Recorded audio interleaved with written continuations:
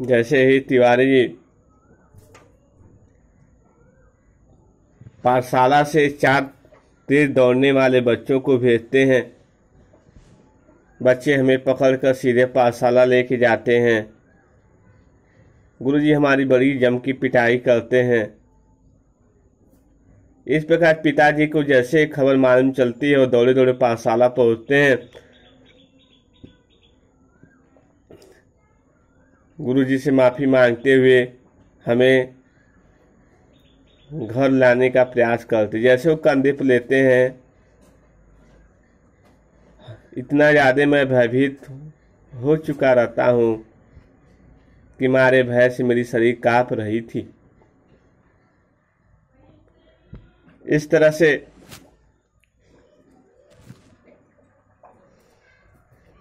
घर पे आते हैं, बहुत प्रयास करते हैं, लेकिन हम चुप नहीं होते हैं। तब तो लड़कों का एक समूह आ जाता है हमें बुलाने के लिए, खेलने के लिए। लड़की के समूह को देखने के बाद मैं खिसकना बंद कर देता हूँ और इस तरह से लड़कों के साथ खेलने के लिए तैयार हो जाता हूँ। लेखक ये बताते हैं कि फिर हम खेलने लगते हैं। खेलते खेलते हम एक पोखरे के किनारे पड़ी हुई उस मिट्टी के टीले पर पहुंचते हैं। वहां पर नाना प्रकार की वनस्पतियां, नाना प्रकार के पेड़ पौधे उगे थे और इस तरह से हम उन पेड़ पौधों के पास पहुंचते हैं। उसी में एक हमें मिट्टी के ही उन टीलों में एक छिद्र दिखाई देता, बिल दिखाई देती है। यह होता है चलो पानी लाके डाला जाए। गणेश जी की सवारी अर्थात चूहा निकलेगा तो उसके पूंछ में रस्सी बांधकर पूरे गांव में घुमाने का प्रयास करेंगे। फिर लोग बच्चे सब पानी लाना शुरू करते हैं, पानी लोग डालना शुरू करते हैं, लेकिन जैसे ही पानी डालते हैं उसमें गणेश जी की सवारी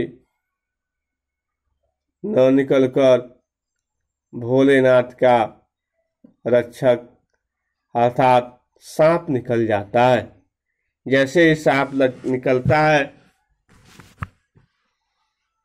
हम बहुत भयभीत हो जाते हैं।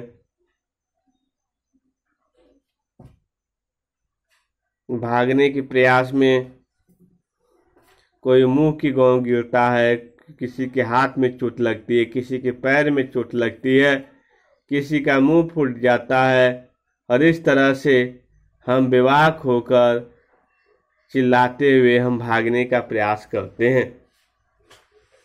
फिर सांप का भय हमारे दिल व दिमाग में इस तरह से बैठ जाता है कि हम भागते भागते इतनी तेजी से भागते हैं और जितनी तेजी से भागते हैं उतनी ज्यादा हम चिल्लाने का भी प्रयत्न करते हैं। और जाते जाते हम अपने घर पहुंच जाते हैं। पिताजी बरामदे में बैठे हुए हैं, लेकिन हम पिताजी की गोद में न बैठकर माँ की गोद में जाके बैठ जाते हैं और इस तरह से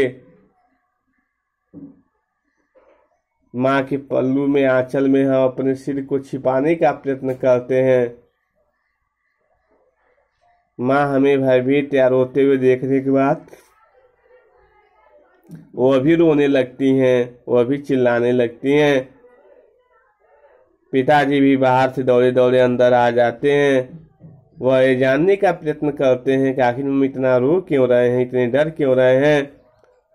पिताजी बार बार पूछते हैं हुआ क्या है, क्यों न रो रहे हो। मारे भय से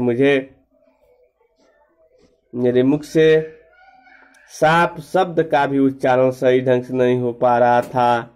मैं सा सा सा सा इत्यादि शब्द ही कह पा रहा था। भय इस तरह से हमारे मन और मस्तिष्क पर हावी हो गई थी। इस तरह से कुछ देर तक माँ के पल्लू में सोए रहने के बावजूद यह हमने समझ लिया या महसूस किया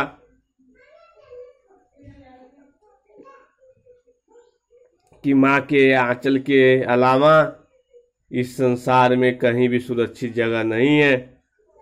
इस तरह से शिव पूजन सहाय जी इस रचना के माध्यम से यह बताने का प्रयास करते हैं कि बच्चा जब कठिनाइयों या समस्याओं से घिर जाता है तो वह पिताजी की अपेक्षा माँ से काफी उसका लगाव बढ़ जाता है। माता के संपर्क में या उसके निकटता ज्यादा हो जाती है। इस तरह से हम कहेंगे माँ के ही आंचल में सुरक्षा और जो शांति का जो चंदवा है वह कहीं संसार की दूसरी जगहों पर में दिखाई नहीं देगा।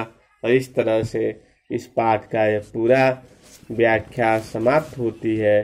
अगले वीडियो में हम आपको इस पाठ से संबंधित जो भी प्रश्न उत्तर कार्य हैं वह आपको हम कराने का प्रयत्न करेंगे। और इस पाठ से हमें क्या शिक्षा मिलती है? इस पाठ से हमें यह शिक्षा मिलती है कि माता पिता हमारे जीवन के दो अनमोल जिम्मेदार उत्तरदायित्व या यूँ कहा जाए कि जीवन के उत्थान में उनका कितना योगदान है इसका हम मूल्यांकन नहीं कर सकते हैं। फिर भी यदि दोनों में श्रेष्ठ कौन है इसकी बात आती है, दोनों में ज़्यादा अपनत्व में किस में दिखता है, तो हम बेहिचक ये कर सकते हैं माता का जो पल्लू होता है, माता का जो पलड़ा होता है वह पिताजी की अपेक्षा काफ़ी ज़्यादा होता है। हर बच्चा माँ के काफ़ी नज़दीक होता है और इस तरह से हर एक बच्चे में अपने माँ से काफ़ी निकटता होती है। बस आज के लिए इतना ही। अगले वीडियो में आपको